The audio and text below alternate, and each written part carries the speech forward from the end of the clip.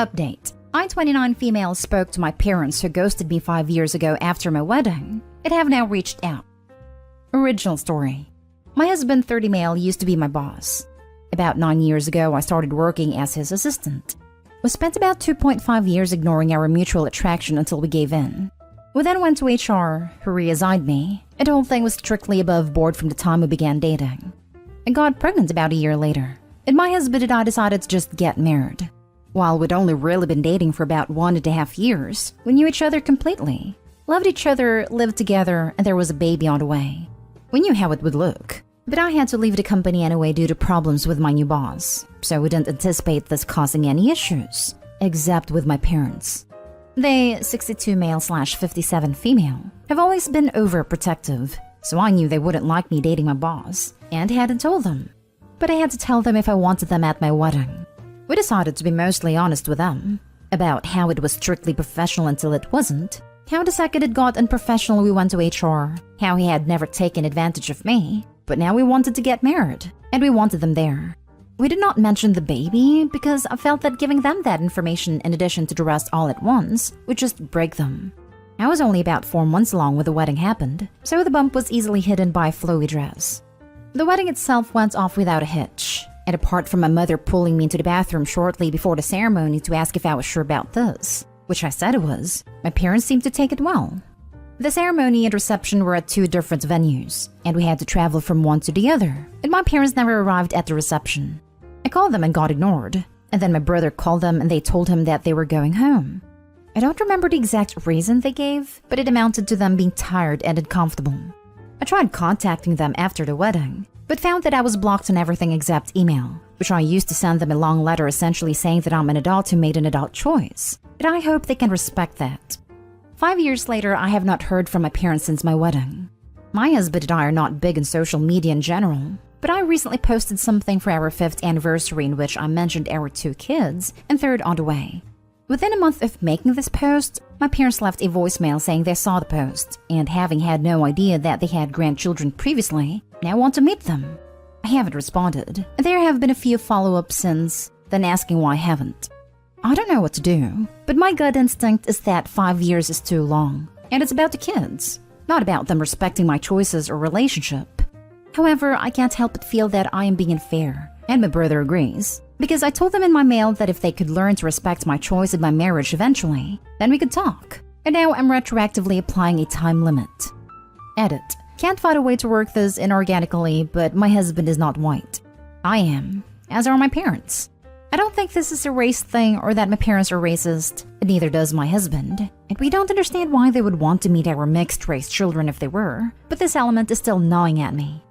Should I reach out to them? If I did, how would we go about rebuilding the relationship?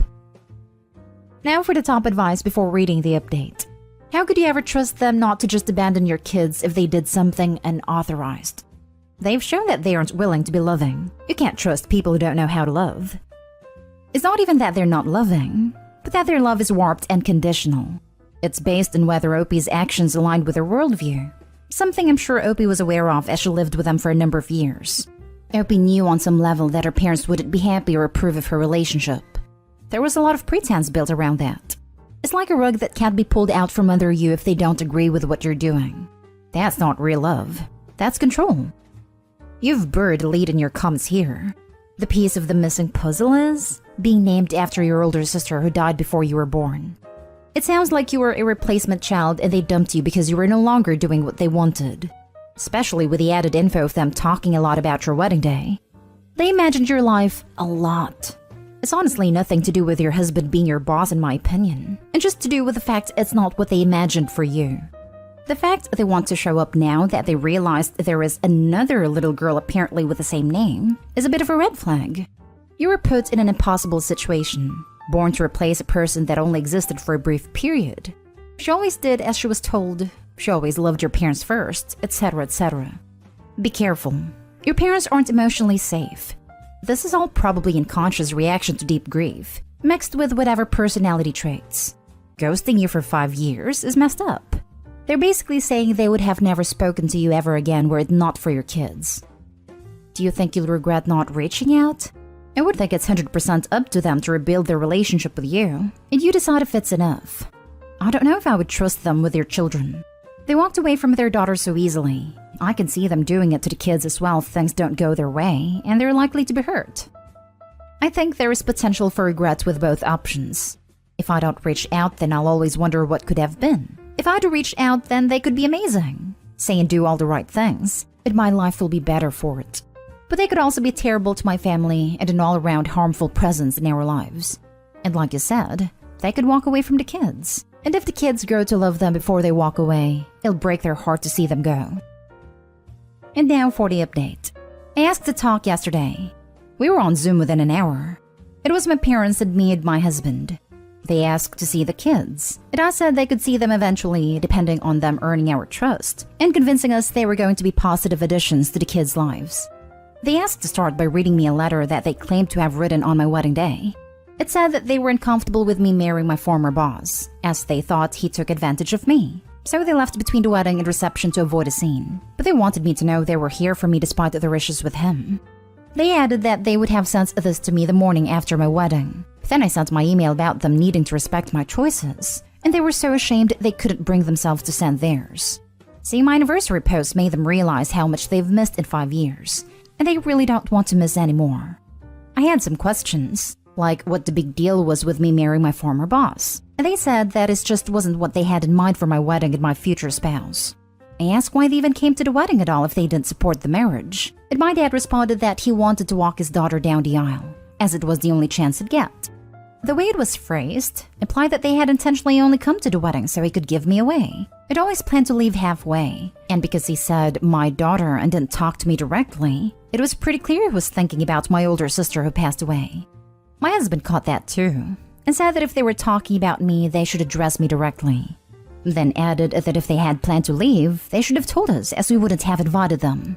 And the fact that they waited 5 years to reach out was going to take more reasons than shame.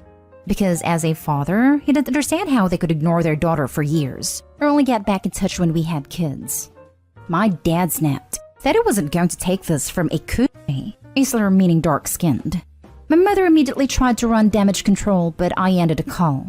They have since messaged me several times trying to explain that calling my husband a racial slur wasn't indicative of a racist attitude, and he wouldn't have said that in front of the kids, so they should still get to meet them. I've spent 5 years wondering how they were so offended by me marrying my boss that it earned no contact for half a decade. Turns out they're just that kind of people. It's almost nice to find out. If it was just the boss thing, I would have sympathy for them and we might even be able to reconcile. But with this, it's now just a question of if I'm going to knowingly expose my mixed-race children to a couple of racists, which I'm obviously not going to do.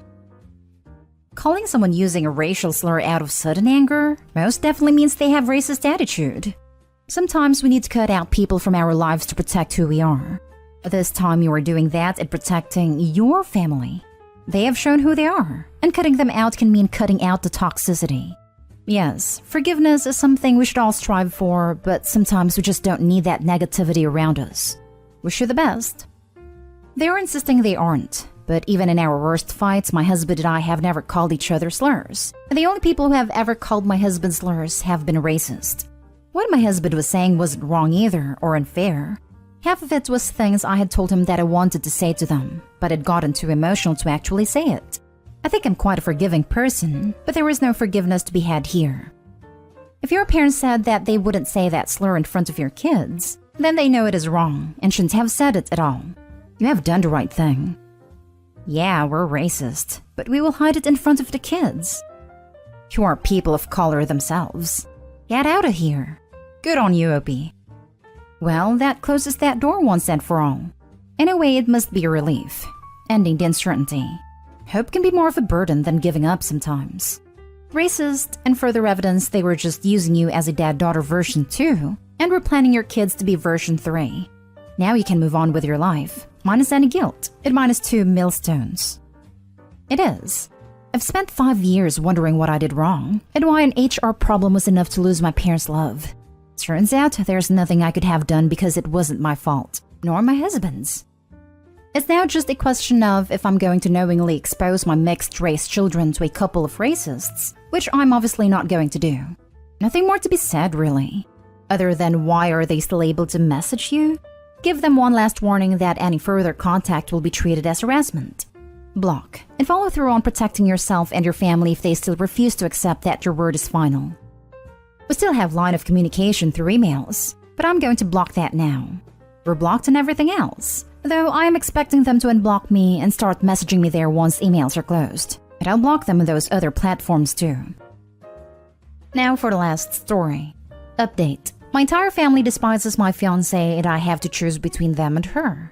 Is she manipulating me and is there something I'm not seeing? Original story. I met my fiancé when I was at a very low point in my life. We instantly clicked and had a whirlwind romance, and I proposed after 3 months and we are now engaged. I feel like my family has never approved of her, or particularly liked her. They are all very educated and work professional jobs, while she's a college dropout who works as a hostess.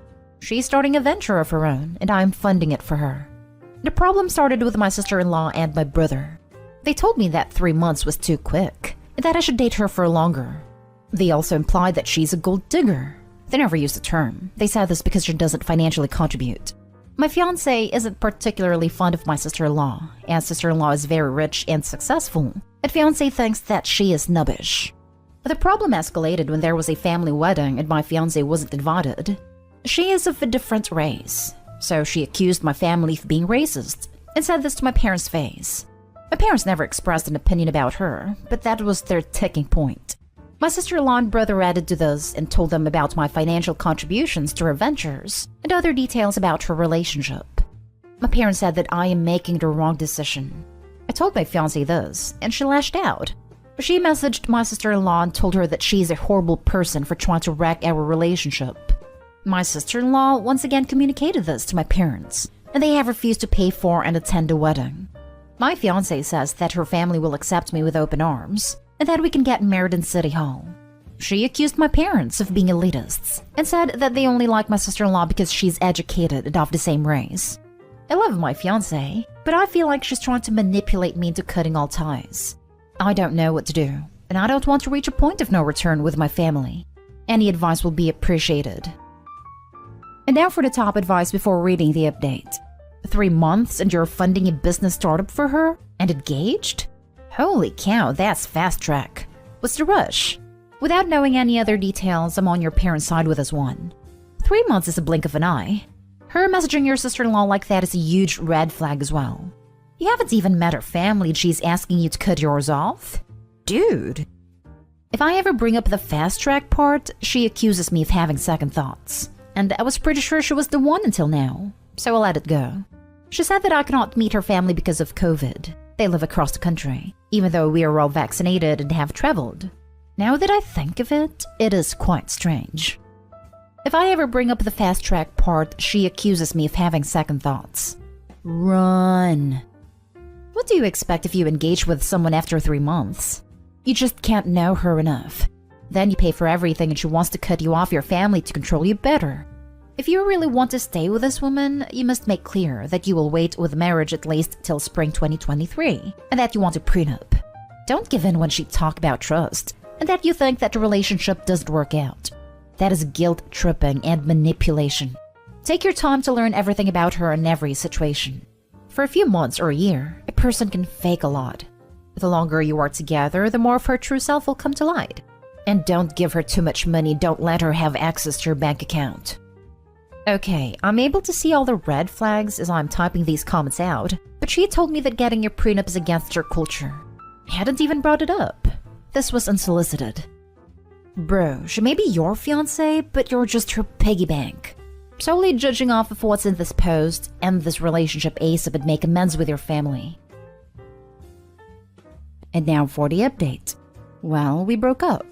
A lot of the comments echoed what my family was saying, but the outside perspective drilled it into my head. I have a good relationship with my parents, and my sister-in-law is actually one of my best friends. Just to clarify from the previous post, I've never thought they were racist or snobbish. It was an idea my ex was forcing into my head. The breakup was very messy. I told her that I thought we were going too fast and that it wasn't working out, and she began crying and implied that she would end herself. I could see the manipulation clearly for the first time. and I just told her that it is above my pay grade and that she should seek professional help for this. Now, for all the money I invested in her business, well, it was a mistake, and I'm just considering it a sunk cost. It did hurt my pockets, but recovering it will just tangle more webs. Thank you so much for all the advice. It helps me avoid a grave mistake. And I just told her that it is above my pay grade.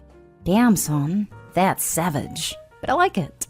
You didn't just dodge a bullet here, mate. You dodged 30 years of marital tyranny. If the price of that lesson was a few grand in her bank, I'd say that was well worth it. In the future, take it slow and introduce your family to the new missus. You probably already know that, lol. Good luck, mate. And one last tip from Winston Churchill: don't stick your member in crazy.